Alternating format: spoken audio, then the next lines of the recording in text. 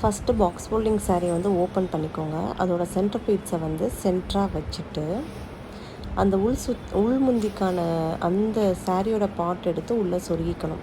இப்படி பண்ணுறனால நமக்கு என்னென்னா சென்டர் பீட்ஸ் வந்து சென்டராக வரும்.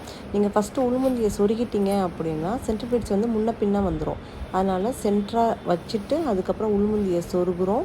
இப்போவும் வந்து பார்த்திங்கன்னா நீங்கள் சென்டர் பீட்ஸை டக்கின் பண்ணக்கூடாது.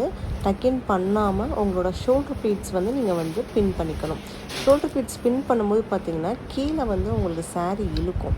ஸோ அந்த சமயத்தில் கீழே உள்ள பின்னை மட்டும் நீங்கள் வந்து கழட்டிக்கலாம். வேறு எந்த பின்னையும் நீங்கள் கழட்ட வேண்டாம். ஷோல்டர் பீட்ஸ் வந்து பார்த்திங்கன்னா எப்போவுமே நம்மளை ஒரு 2 இன்ச் அந்த ப்ளவுஸோட லைனுக்கு 2 இன்ச் பின்னாடி குத்துனிங்கன்னா உங்களுக்கு சைடு எதுவுமே அசிங்கமாக தெரியாது.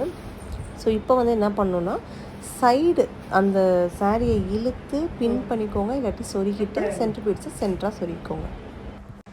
ஸோ இப்போ நான் சாரியை வந்து ப்ராப்பராக ட்ரேட் பண்ணிட்டேன். லுக் வந்து பார்த்திங்கன்னா நம்ம நல்லா ஸ்லிம்மாக காட்டும்.